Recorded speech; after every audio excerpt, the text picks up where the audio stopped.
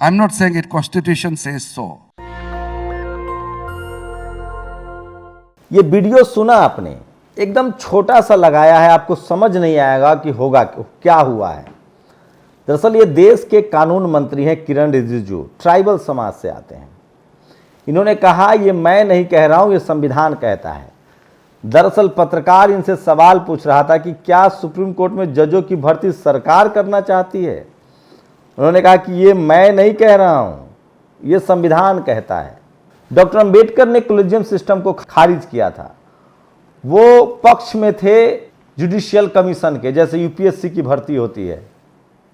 वो judicial commission चाहते थे जिसमें सरकार की भी भागीदारी हो, क्योंकि सरकार चुन के आती है और ये संवैधानिक व्यवस्था। उसी तरह से सोचिए, अभी सुप्रीम कोर्ट ने चुनाव आयोग को लेकर एक फैसला दिया है कि उसमें प्रधानमंत्री, लीडर ऑफ अपोजिशन और सुप्रीम कोर्ट के जज भी होंगे।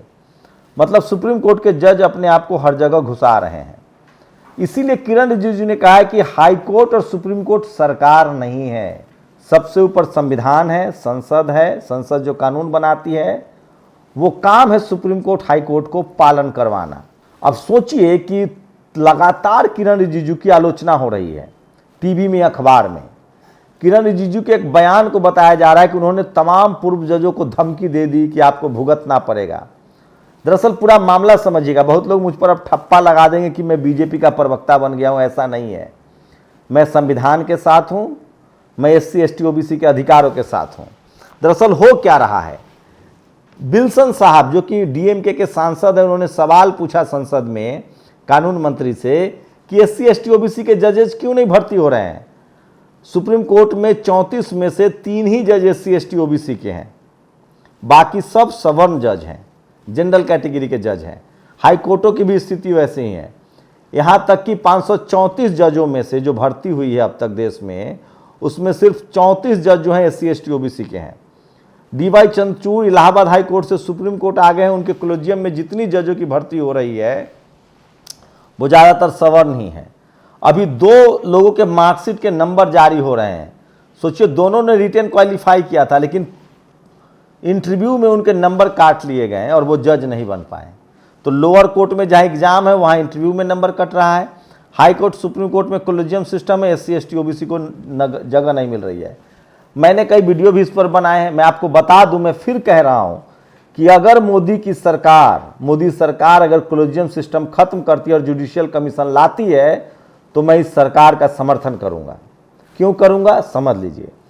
आप सत्ता में आ सकते हैं, सीएम बन सकते हैं, पीएम बन सकते हैं, लेकिन सुप्रीम कोर्ट में जज कौन होगा ये जनता भी नहीं तय करती है, सुप्रीम कोर्ट के जज तय करते हैं। दिलीप मंडल तंज करते हैं कि सुप्रीम कोर्ट के जज या हाई कोर्ट के जज अपने रिश्तेदार को जज क्यों नहीं बनाएंगे, आपको बनाएंगे। आप पूरा जजों की पूरी फहरिस्त देखिए।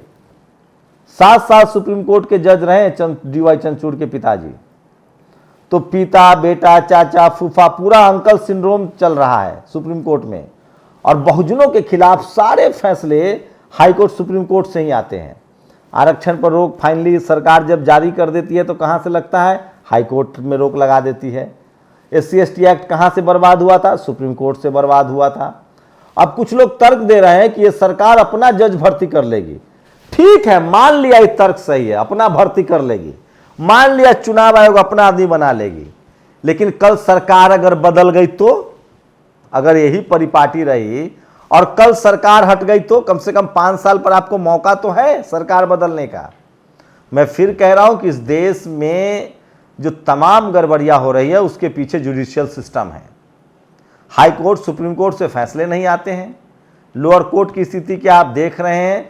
और इसीलिए हाई कोर्ट, सुप्रीम कोर्ट के खिलाफ मोर्चा खोल रखा है 3 लोगों ने, किरण रिजिजू ने, धनखड़ साहब ने और राष्ट्रपति द्रौपदी मुर्मू ने। यह संविधान ने उनको हक दिया है, राष्ट्रपति, महामहिम राष्ट्रपति को अधिकार है। आपको पता है इस देश में एक schedule caste chief justice of India Balakrishnan साहब कैसे बन पाए।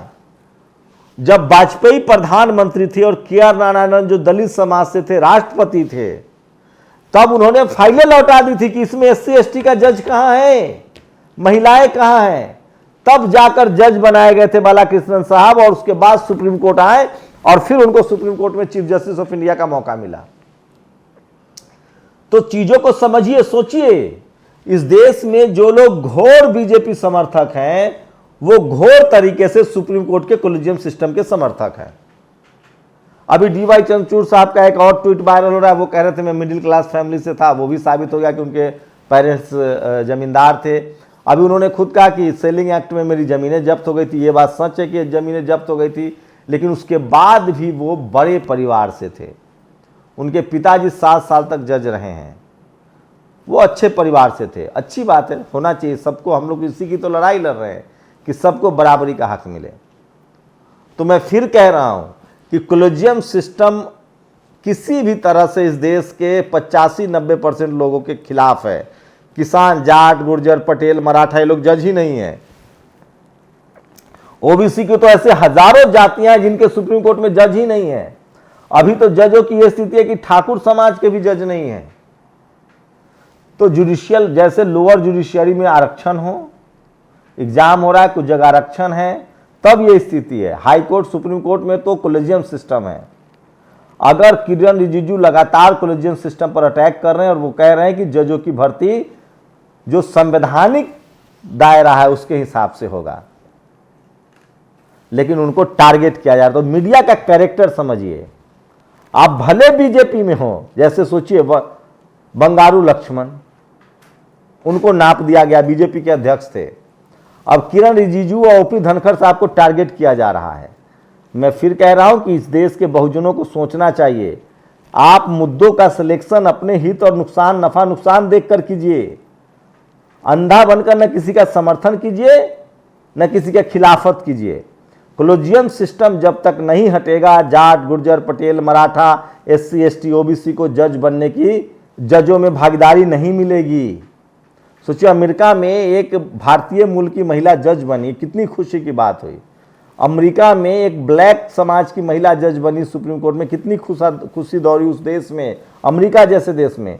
भारत में जुडिशियरी में SC, ST, OBC, चाहे आप सिख समाज के SC, ST, OBC, SC हों, चाहे आप हिंदू समाज के हों, चाहे मुस्लिम समाज के हों, हर समाज में SC, ST, OBC है। इन समाजों की भागीदारी जुडिशियल सिस्टम में नहीं है, हाई कोर्ट, सुप्रीम कोर्ट में तो बिल्कुल नहीं है। इसी के खिलाफ किरण रिजिजू ये लड़ाई लड़ रहे हैं, लेकिन इस मामले पर टीवी अखबार फिलहाल उनके खिलाफ है। पूरा टीवी अखबार, पूरा सवर्ण समाज भले बीजेपी के साथ हो, लेकिन कोलिजियम सिस्टम पर ये टीवी अखबार और सवर्ण समाज बीजेपी के साथ नहीं है और किरण रिजिजू के साथ नहीं है। इसलिए ये किरण रिजिजू, एक आज तक का प्रोग्राम हो रहा है, उनसे पूछा गया कि सरकार जज क्यों बहाल करना चाहती है। उन्होंने कहा कि सरकार नहीं चाहती है, संविधान, कॉन्स्टिट्यूशन, इंडियन कॉन्स्टिट्यूशन कहता है कि जजों की भर्ती जुडिशियल कमीशन से हो। ये लड़ाई इस देश का कानून मंत्री लड़ रहा है। सुप्रीम कोर्ट और सरकार, अभी लोग कह रहे हैं कि सुप्रीम कोर्ट भारी पड़ रही है। जिस तरह से सुप्रीम कोर्ट की अब चुनाव आयोग की जो भर्ती होगी उसमें सुप्रीम कोर्ट घुसा हुआ है। तो ये सारा मामला है, इसलिए इसके बारीक अध्ययन कीजिए। और लगातार इस देश के ट्राइबल कानून मंत्री के खिलाफ एक कैंपेन चलाया जा रहा है, उनको बदनाम किया जा रहा है मीडिया के जरिए, रिटायर्ड सवर्ण जजों के जरिए। और वो कह रहे हैं कि कोलिजियम सिस्टम अच्छा। इसमें प्रशांत भूषण, जिन्होंने मायावती जी के खिलाफ कैंपेन चलाया, वो भी शामिल हैं। कपिल सिब्बल, कोलिजियम का केस जीतने वाले यही हैं। सारा केस हारते हैं, कोलिजियम का केस जीतते हैं।